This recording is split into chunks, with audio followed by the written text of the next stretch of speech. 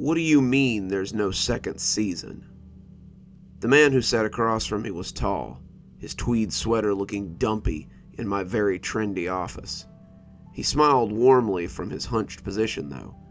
If you didn't know who you were looking at, you might believe you saw a shoe salesman, or a store clerk, or something much less grand than he was. The man held none of the charms a writer usually possesses, and none of the pomp of a playwright or a screenwriter. He was a very plain man, with a rather mad little grin on his face. He was, however, Frederick Matz, and that led me to attempt courtesy. "Just as I said, there's no second season." He sat back with the casual grace of one who is not delivering a serious matter unto his boss. When Fred smiled, I began to see how strained it looked. That smile had always been warm, if not a little plain, but now it looked more than a little crazed. There were dark circles under his eyes, and his fingers were continuously sliding over his cheek. He kept glancing at the corner of my office, and I looked to see what was so interesting, but saw nothing. His manic eyes kept darting, but I wasn't sure what exactly he was seeing. His behavior, unfortunately, wasn't so uncommon. We'd been working hard on this show of ours, hadn't we? The last 6 months had been nothing but revisions and reshoots as the need for them grew. Fred had been cloistered for nearly 6 days as he worked on the new script, and just as it seemed we might be ready, he was trying to back out. Now he was talking about walking away. Fred was talking about this as though it were nothing. Fred wasn't talking about trivial matters here. This wasn't the end of some pointless TV drama, some asinine action series that could just be replaced with one of the other countless shows on TV today. He wasn't talking about ending a low-budget TV show that barely reached 1,000 households, and he certainly wasn't telling me to take news upstairs that would result in me getting a pat on the back and a promotion. Fred was talking about canceling Falsty Review, the single most popular children's TV show on our station. He was talking about ending my goddamn career. Fred had made a submission about 2 years ago during an open call, and though I hadn't seen much in it, it had focus tested very well. Falsty Review was a show about an old theater, Falsty Hall, which had been purchased by a troupe of actors who were played by puppets. There was Mr. Gus, the director and playwright, and his actors, Miles, Judy, Clark, and Siegfried, a lion puppet. They were joined by their orchestra, various animal puppets, and the Meister, who had a magic baton. The baton would throw music notes onto the screen and lead the children in sing-alongs throughout the show.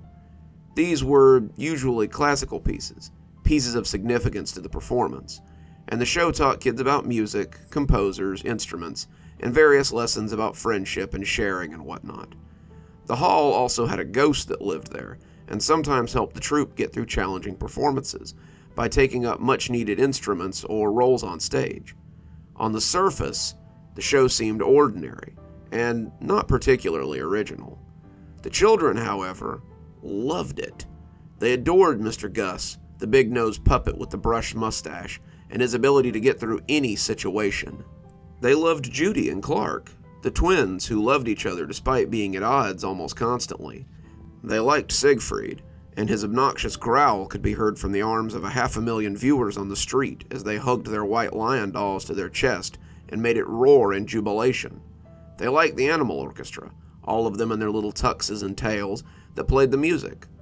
Above all, though, they liked the ghost that haunted Falsty Hall. Ghosts are almost always scary or off-putting for kids, but this ghost was helpful and seemed to like the acting troupe because they took care of the theater. She often helped them stop the bank director, a weasel-faced character named Miser Marcus. Miser Marcus was almost universally hated by the children. He was always trying to foreclose on the old theater, and every episode seemed to contain some scheme that he concocted so he could tear down the theater and use the land for houses or parking lots or something. The episodes usually ended with Miser Marcus being thwarted and the troupe celebrating their successful show. In the year it had been on the air, they had shot 20 episodes. Viewership on those episodes had been through the roof almost at once. It saw viewership higher than some primetime programs for a show that aired during their children's programming slot, and the network had liked the numbers it brought in. They liked them so much, they had even started playing it at 4 as well, so they could reach a wider audience. The Falsty Review toy line had been one of the best-selling toys this Christmas season, and they had started branching out into other areas as well. They had clothing lines available at most any retailer, hygiene items as well, and children's dinnerware that seemed to be impossible to keep in stock. The Christmas special, Christmas at Falsty Hall, had premiered during prime time and had been seen by over 1 million people. They had beaten out established Christmas specials on 3 other networks, quite a feat for a show that had only been on the air for a year, and the heads loved having such a show in their lineup. Now, this little man was telling me that there would be no more show, as if that was his decision. I leaned across my desk, giving him a hard look as I tried to make sense of what he was saying. "Fred, you signed a contract for 30 episodes. Falsty Hall is only 20 episodes long as it stands. You owe us 10 more episodes, at the very least, to complete your contractual obligation." Fred kept grinning at me, but there was something in his face that didn't mesh with that smile. The smile didn't quite go all the way to his eyes, and his eyes looked worried. To hell with that, his eyes looked scared. My aunt had owned a horse when I was young, and I had seen one of them look just that way when a snake had blundered into its pen. Fred looked at me as though he was looking at his death, and it was either die or stomp it into the dust. "Oh, I'm aware of my contractual obligation. Here." He slid a check across the desk to me, and I realized it was the advance we had given him on the first 25 episodes. I hadn't cashed it yet. I was going to wait until it was all done, but I can't do it anymore. I've changed my mind about the show.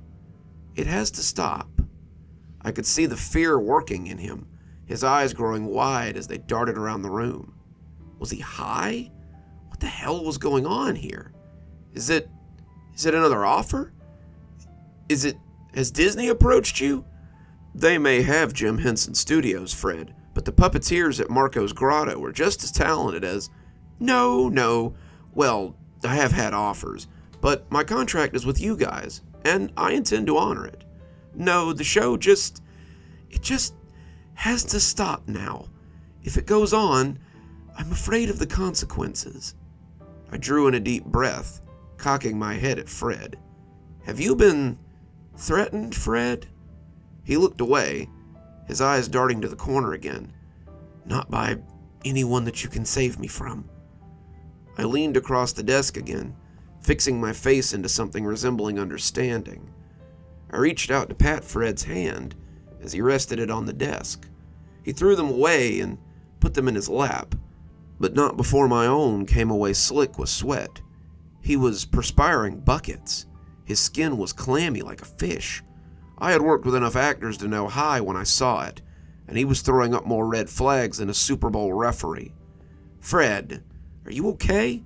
You seem very tense. Maybe there's a place we can take you for a little while. Some place where we can get you less tense." He seemed not to understand at first, but looked disgusted when it finally clicked home. "I'm not on drugs. I don't need to clean out. It's the Muses, okay? The Muses want to lead the show in a direction that I'm not comfortable with." I lifted an eyebrow at him. "The Muses? You mean the puppets?" The Muses were strange, that was certain, but they were just puppets after all. There were 3 puppets referred to as the Muses collectively. Their design was strange, almost like a shadow person the size of the rest of the cast. In every episode, there was a part where Mr. Gus would sit at his desk and think about that day's theater piece. He would unroll a piece of dry brown paper, like a scroll, and take up his father's quill as he started to write. He would hover it over the paper, hunched over his desk, waiting for the Muses to inspire him. These 3 shadow creatures would scamper out onto the set, leaning close and seeming to whisper in his ear.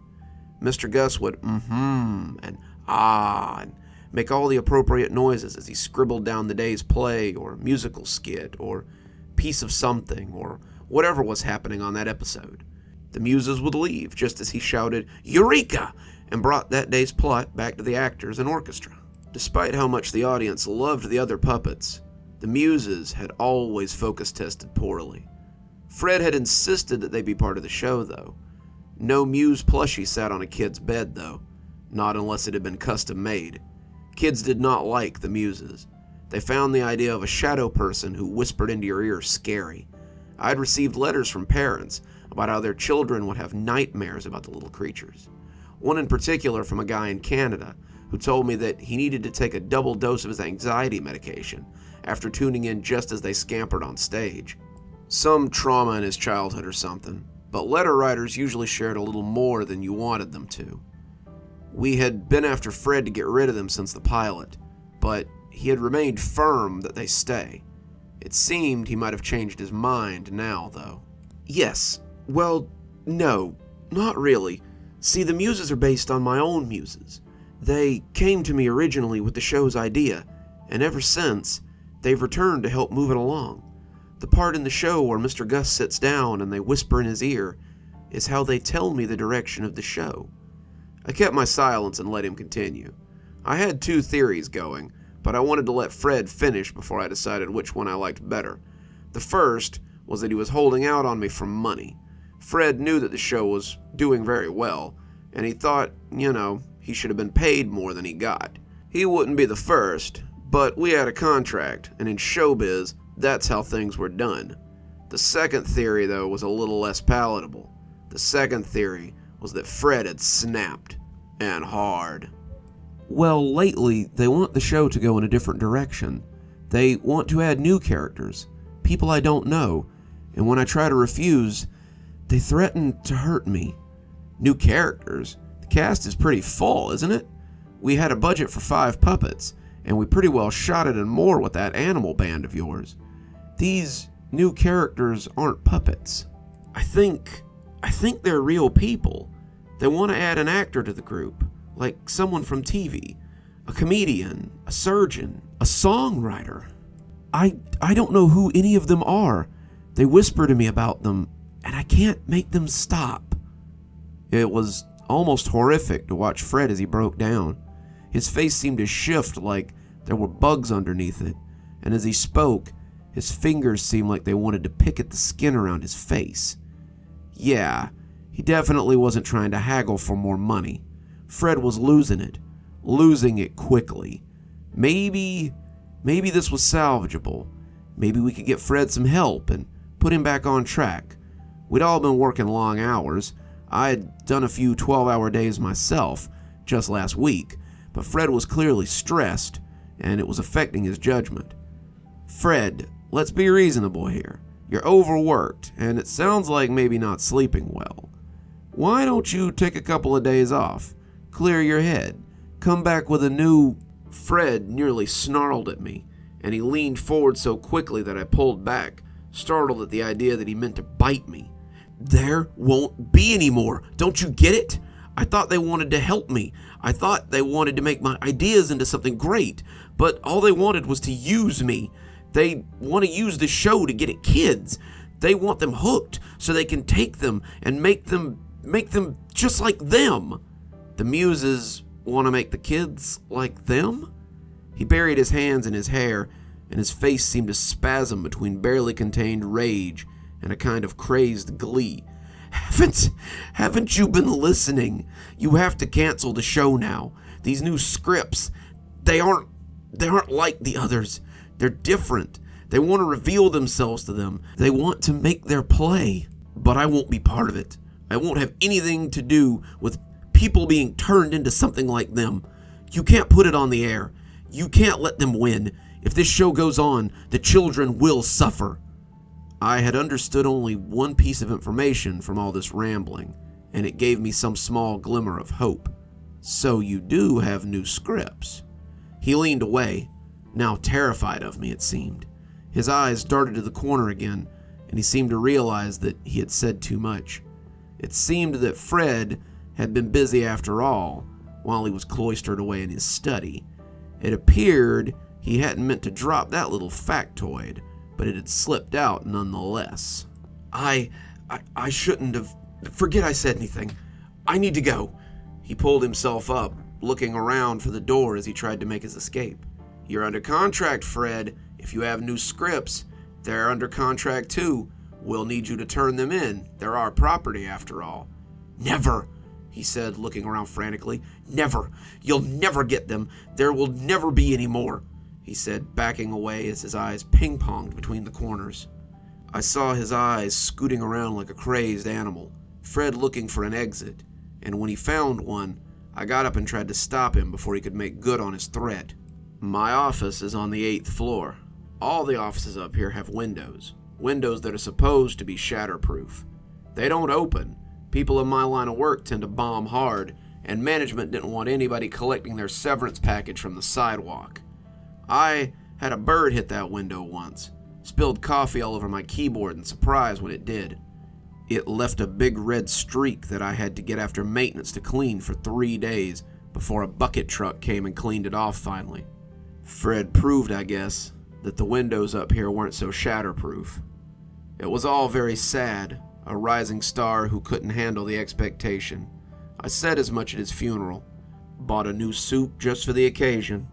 I stood behind the podium and told them how I had tried my best to talk him down, but he had made 2 things very clear that day in my office, and I meant to honor them to the last. He had told me that he couldn't take the pressure anymore, and that there was nothing I could do to stop him from killing himself. On that, he had been right. I could do something about the second, though. Fred had made it very clear that the show must go on, and with the last 5 scripts already on my desk, we would see that Fred's legacy lived on. It was the least we could do for our dearly departed Fred. You're still here. I thought you might be. Thanks for joining me for tonight's story. If your insatiable appetite for horror knows no bounds, might I suggest one of our playlists, or one of our previous stories in the archive? There should be one appearing at the end of the story any minute now. And of course, if you're not subscribed, why not go ahead and hit that subscribe button? Maybe hit that notification bell so you don't miss any of the spooky things that we do here. If you prefer your horror a little more analog, you can always pick up one of my books. There's a link below to my latest, and it'll take you to all the great things that I've posted on Amazon. For my book lovers in the audience, I always suggest coming on down to Patreon so you can become part of my ghostly reader tier and get a book anytime I write one, which is usually about twice a year. Speaking of my patrons, let's go ahead and thank them. Thanks to Janet for being our Spooky Skeleton tier contributor, and thanks to Hi Stacy, Winter, Xaronan, Emily Coltsfoot, Stephanie Carrington, Marianne Schuler, Tyler Parker, and Jennifer Damron for being our Ghostly Reader tier contributors. Thanks, everyone. We just couldn't do the show without you. If you're thinking you might like to become one of my patrons, follow the link below to my Patreon. And as always, however you support the show, I appreciate it. Till next time, Dr. Plague, signing off. Have a wonderful evening.